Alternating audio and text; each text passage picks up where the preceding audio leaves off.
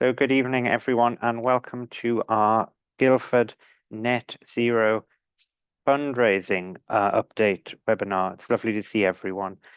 We're recording the meeting for those who are not able to join this evening. And if you have any questions as we go through the webinar, I'd encourage you to pop those in the chat. I'm here with my colleagues, Steve Collins, Program Manager, Wendy Harris, DAC Secretary, and Alison Molden, Diocesan Environment Officer. And I think Wendy, Alison, and Steve will be looking at the chat and answering any questions as they're able as we go along. And hopefully there'll be a little bit of time at the end for any verbal questions if you haven't been able to ask your question in the chat. Our webinar, we're aiming for about 25 minutes. We'll see how we go. But let me just share my screen and we can get started.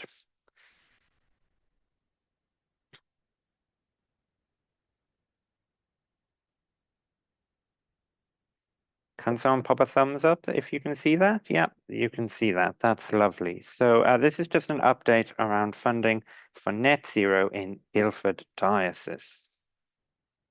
What are we going to look at this evening? So I'd like to highlight some current funding options, and the funding scene is always changing. New funds are opening up, funds that we know and love close down. So let's see what's available for our projects right now. I'd like to link the funding opportunities to the projects that we're developing in our parishes and encourage you to develop projects so that we can then help you look for funding for them. Highlight a couple of successes because it's always really good to know that that projects that you plan can be achieved and are successful. And then ongoing support. How can we continue to interact with you, let you know about new opportunities as they arise, and so on. So these are just some of the funds that I'm going to highlight this evening. The SSEN Powering Communities to Net Zero Fund, which is currently open and closes in about a month's time on the 25th of June. Marshall's Charity, which the current funding round for that actually closes next week, but thankfully Marshall's have 3 rounds of funding available each year.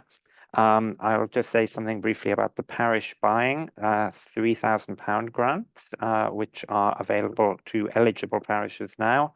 Something about the Quick Wins Fund, which we have here in the diocese, and then the wider funding scene locally and nationally.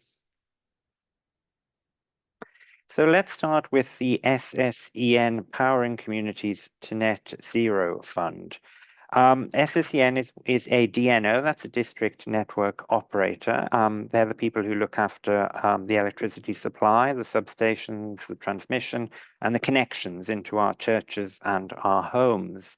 Now, if your DNO is SSEN, you could apply to their Powering Communities to Net Zero Fund.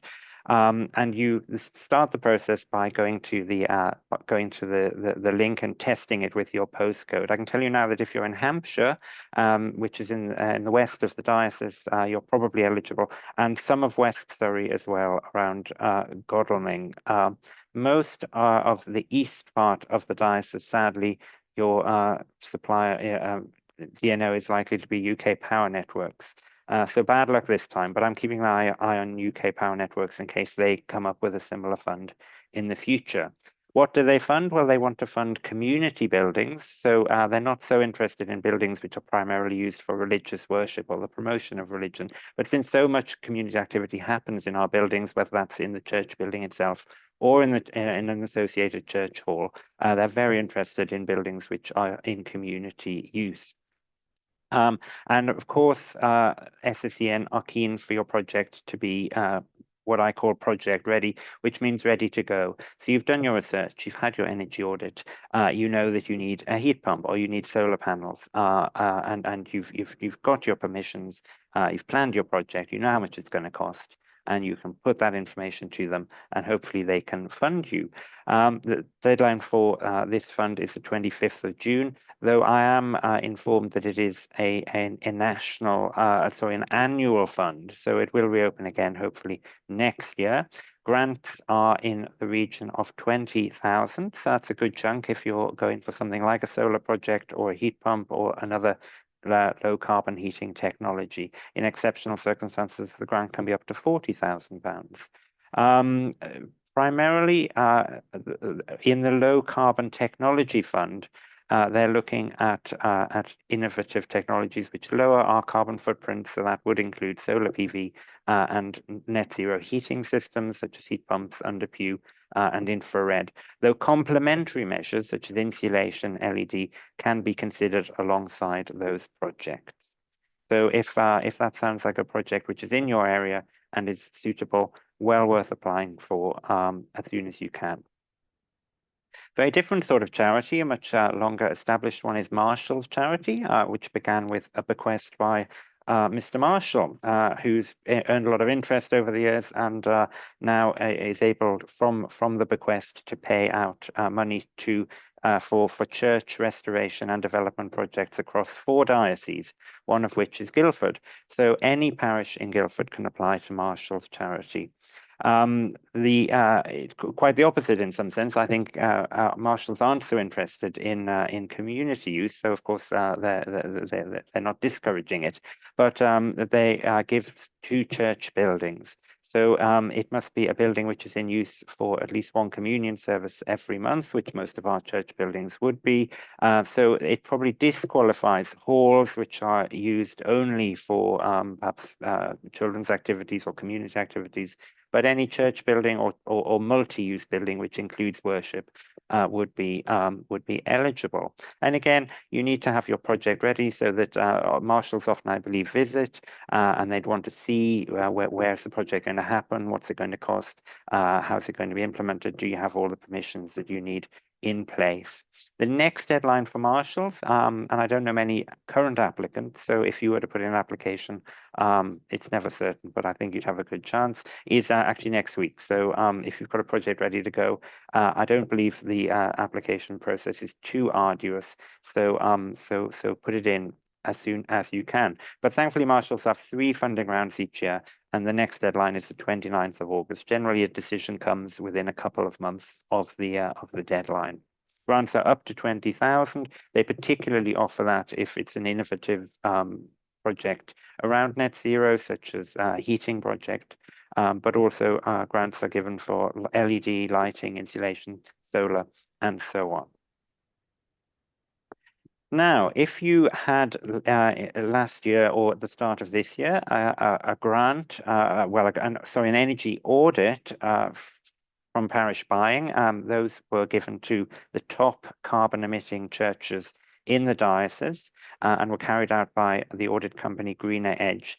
Then alongside the audit is available to you a grant for £3,000 across the diocese, because we had about 20 churches which were eligible. That comes to a pot of 60,000, so quite a sizable amount of money across the diocese. And we really want all of those £3,000 grants to be drawn down and used for projects. It's non-competitive, so no one else is going to steal the grant away. It is yours if you had a parish buying audit, but you do need to pass a PCC resolution. You need to say what project it's going to be used for, and you need to fill in the application process online, which is not too difficult, though I know a few people have struggled to log in and so on. You can contact me, but also I've put at the bottom there, if you've got any technical problems, the Energy Action Plan's email address, and they'll be really pleased to help you. What sort of projects? Well, again, it's nice if you can do perhaps smaller projects, LED draft proofing, new controls to make your heating more efficient or more flexible, and so on. And I'm really keen, because this is nationally administered, but I'm keen to know what you're bidding for and what the money is being used for. So I'm delighted to hear about your projects that you've applied, and yeah, and successes once the money is drawn down and used. Additionally, we have a pot of money which we is known as the Quick Wins Fund. It was made up of some money which came from National Church, supplemented by some money from the Mission Fund here in Guildford Diocese. We administer this through a diocesan grants committee, and I'm the sort of the admin person for that. So if you've got a project that you'd like money from the Quick Wins Fund for, please get in touch, and I can send you the application form. If I haven't already visited your church, I might come out to see what the project's going to be and how it's going to work, what benefits it will bring you in terms of net zero and to your community. And the average grant from this fund is around £4,000, so it does vary depending on the project slightly. Half the pot is already spent, so there isn't so much left, but we do have a little bit left. So if you've got a project that's almost ready to go, get in touch. I can provide details, and we can get you into that pot of money, hopefully. Ideal for a smaller project, a quick win, so something which can be delivered quickly and make instant benefits to your church and your carbon footprint and indeed your energy bills. Money from this fund does need to be drawn down and spent by the end of the year. So think about that. If you've got a project perhaps which is bigger in scope, it might not be quite the fund for you. Now, looking a bit more widely towards national charities, one of the leading national grant-giving charities for churches is National Churches Fund. Often, I think people think that it's only for listed churches, but I was checking today. Actually, a lot of their grants are available to listed and unlisted churches. So it's ideal for any churches undergoing works, either to restore or enhance your building. The small and medium grant programs have now been merged and offer grants of up to £10,000. The next deadline for that is the 12th of August, and the larger grants, the next deadline is the 1st of July. But it's a rolling program, so once one passes, another will open. As I say, it's for listed and unlisted churches, so it's good. It's inclusive now, so any church can apply. Either for capital funding, so for projects that are already ready to go and you just need the money to get them going, or perhaps it's for feasibility. They do fund feasibility perhaps for a heating options assessment or for design of an LED system, or perhaps some scoping around solar. Or perhaps, a combination of those technologies to kind of to make your building run most efficiently. More locally to us is the Surrey Churches Preservation Trust, who gives small grants to churches as it says, in the county, and their next meeting is in October. So all of the links you can follow through. You can see what the conditions, find the forms to fill in, and get going. If you need any support with any of that, myself or any of the team will help. Now, what's available through Surrey County Council? This has currently been a little bit scaled back because the small community fund from Your Fund Surrey is currently closed, but the large community fund for projects over 10K is still open. And it's worth also knowing about the Your Councillor Fund. Each councillor in the county is given £5,000 each year to spend on projects that they think are worthy. Of course, councillors love spending money supporting community buildings, places where people can gather, where vulnerable people and can be supported, and so on. So our churches and church projects are ideal. So the person to contact is your councillor direct, and perhaps say, we're interested, we're doing this project, we'd like, to heat our hall better so we can serve our community better, or make our hall more efficient so we can serve the community better. And hopefully they'll be able to provide it's a small pot, just £5,000 per councillor per year, but it'll go a long way if you're combining that with other funding opportunities. Also, if you are in a borough, some of the borough councils give small grants as well, and one that I've highlighted there is the Elmbridge Community Climate Action Fund. That has grants of up to 5,000, and the closing date for that is about a month away, the 22nd of June. There are, of course, many national charities, grant-giving bodies who are well known for their grants to churches and church projects. Among them are Benefact Trust, Garfield Weston Foundation, the National Lottery. I don't need to say much about that. And one which is quite useful to highlight is the Aviva Community Fund. A church in our diocese recently got £27,000 in match funding from the Aviva Community Fund. They raised 27,000 themselves from people in their congregation, in their community, and Aviva matched it. So it was doubled, and it went a long way towards the projects that they were looking to implement. The Church of England has established the Cornerstone Grants Database, which contains lots and lots of information about grant-giving bodies that you can search on by keyword, find out about their eligibility, the amount of grants that they give, and so on. And if you don't already have access to Cornerstone, the person to contact is the Diocesan Giving Advisor, who is David Senior. And David's details, I believe, are on the diocesan website, but also, of course, anyone in our team can signpost you to it as well. Now, this isn't a full sort of fundraising webinar, but I just wanted to highlight a couple of things about developing projects if we are going to apply to any of these charities. And one is to really start with a good project. If you turn to a charity and you say, well, we're thinking of maybe, putting in a heat pump, but you don't have much flesh on the bones, they're unlikely to be able to offer you any money. So start with thinking about what do we need. You might need an energy audit to help you establish that. Your quinquennial inspection might contain details of the needs that your building currently has.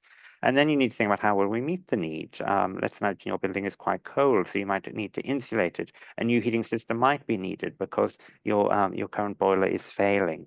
And then we need to think what sort of project is it going to be, and if there is going to be a project, what permissions will be needed. If it's a very simple project, those might not be might be list A or list B, or if it's something like solar or a heat pump, a faculty will be needed. So the person to contact, as ever, is Wendy Harris, the DAC secretary. Most of you know Wendy, I'm sure. And even if you're not sure, just contact Wendy and she'll let you know, yeah, it's list A, go ahead, or if it's list B or faculty, she can guide you through that process. Of course, the diocese are supportive of net zero projects, but they do, within historic buildings, need to be handled sympathetically. If there's any external elements, such as solar panels or the air unit associated with the heat pump, they might need local authority planning permission. And again, I'm sure we can offer some advice on that. So if you've carefully thought through those steps, including finance as well, of course, you'll be in a good place to apply. Now, how to make a good application. Most funders receive more applications than they can fund. So they'll want to kind of sift through and think which are the best applications. And so it's really important when we're putting our application together to present a compelling case why my project rather than someone else's deserves that funder's money. So start by thinking, what does the charity that we're applying to, what does the grant giver we're applying to actually support? Are they an environmental grant giver? In which case, stressing perhaps environmental benefits and indeed net zero benefits is a real kind of winner. Are they more concerned with the heritage of our building? So how will our net zero project enhance and protect the building for the future? Is religion an important part of the grant giver's raison d'etre? Well, if it is, then how will the project enable outreach and evangelism and mission to the community? And community, again, kind of something like Surrey, the Your Fund Surrey, they're really looking to kind of how are we supporting people within our community, bringing people together, providing warm, comfortable and modern spaces for community activities to take place. So depending on the emphasis that the grant giver has, that'll help guide how you frame your application. Be clear about the benefits that you're delivering, a warmer space, a more comfortable space, a space which can welcome more people, welcome people at different times of the year, in the summer, in the winter, provide enhanced facilities. And be with that as specific and measurable as you can. How many people come? If you have, let's say, a community meal weekly, how many people are coming? You host a food bank. How many people are using that? Or perhaps benefits of the project itself. If it's going to lower your energy usage, by how much? If it's going to provide electricity to power your building, what proportion of that will it do? Just so they get a real kind of proper idea of how beneficial the project will be and what benefit they're getting for the money they might be investing in you. And very few funders will fund your whole project. So where's other funding coming from? Are you applying for other grants from other grant-giving bodies? And how much will the community raise? Perhaps the PCC has a small reserve that they can contribute 10 or 20% from, or perhaps you're going to do some fundraising among the congregation or in the wider communion. All those wider community. All those things are really, really helpful. And then also have a timetable.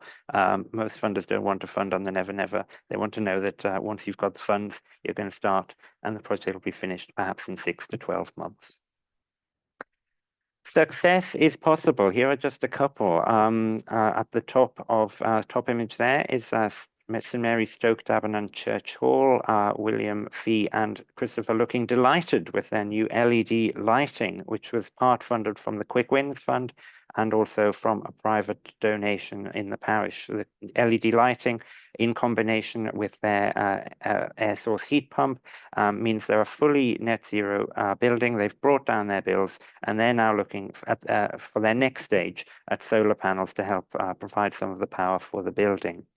Down at the bottom is St John Stoke. They applied through the VCSE scheme, which was voluntary and community sector scheme, which ran last year. Over £100,000 were successful in securing, which has enabled them to install air conditioning into their community centre and solar panels onto the roof of their Grade 2 listed church.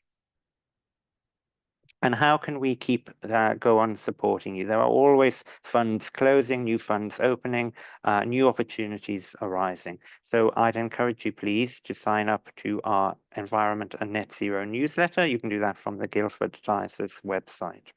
And we're asking each church to have an eco link. That's a nominated person, not that has to do everything around environment in your church, but can receive news from our team about opportunities, webinars, and so on that are coming up. So if you haven't already nominated a link, your PCC, perhaps at its next meeting, could do so. And I've popped a link there where you can fill in your details of the link, including the GDPR declaration once you've nominated that person. We have regular webinars. The next one coming up at 1 p.m. on the 25th of June is about heating your church, and we'll be looking at how heat pumps work and what sort of settings they might be appropriate in. And just there, I've popped email addresses because we're here to help. That's our job. So Alison or I are really pleased to hear from you, whether you're struggling with a grant application or you need some help with planning, or perhaps it's your eco church, you're trying to move to the next level, you don't know quite where to go next. So any queries, please pop those through to Alison or myself. And most of you, of course, will know how to get in touch with Wendy about DAC inquiries too. So that is the end of what I wanted to say. I'm hoping that my colleagues have been busy looking at questions and queries, and I think we've really just got 2 or 3 minutes for questions before we finish, if there are any questions which are useful to air publicly. I think there's just one question just from Neil, but I think that's already been answered on the chat. So if there's anybody else who just wants to put their hand up very, very quickly and ask one, we'll probably have time for that. Just in terms of the email addresses and the links, obviously you won't have been able to sort of copy those from the PowerPoint. So we will send out the PowerPoint so you can access those easily. We will, and if for any reason you don't get them, just drop a message to us and we can send them across to you.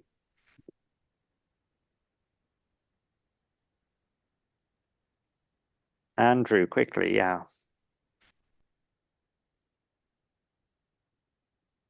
You're on mute, so just pop off and then we hopefully will hear you.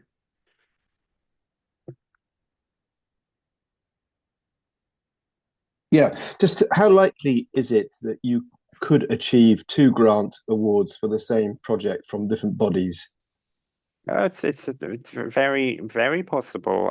When I was before I was working here, I was in Marylebone, and we did a roof project had solar, and then we did an LED project, and I had to apply to a lot of different grant giving bodies, and you end up kind of almost like a little jigsaw of different funding pots that you can dip into. It's always great when you can get one really big one, which kind of gets you going, but you might need to top up with some smaller grants.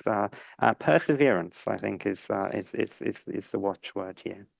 So I an think example on that one was St John's Stake, Yeah. which got the VCSE funding, which I think the success rate of that from all the churches we were aware that applied for it was only 15%, so quite low.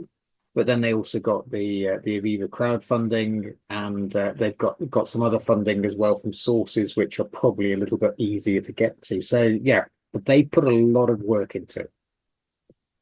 money gets money is That's the right. general thing. So because the funder sees that there's already some money there, they feel like they're putting a little bit in and getting a lot for it because other funding has come in. So it's really, once you start to accrue it, it gets, I think, it's almost easier and easier to get other funding coming in. Mm-hmm. Thank you. So, I would add, there's would one just more. like to add that the diocese really helped you.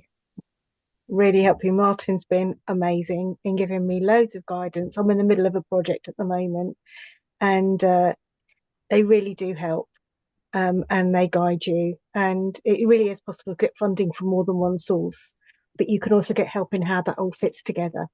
And yeah, it's been really, really good. So Thank you, Michelle, for that vote of it's a confidence. pleasure. And I think on that note, we can draw the webinar to a close. But thanks for coming. Do come to future webinars. Do stay in touch. And by 2030, let's get our diocese to net zero. Thank you very much. Bye.